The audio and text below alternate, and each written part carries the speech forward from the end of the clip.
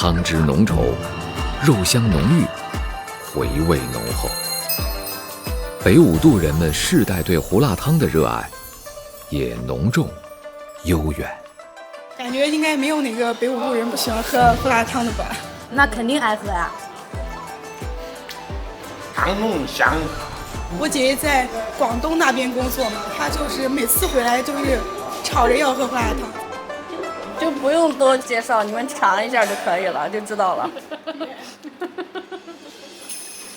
河南人是最懂胡辣汤美妙的。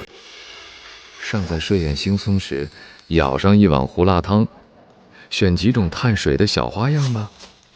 千层饼或小笼包，水煎包或油馍头，无论哪一种花样，都得扔进胡辣汤里泡上一遭，才耍得地道。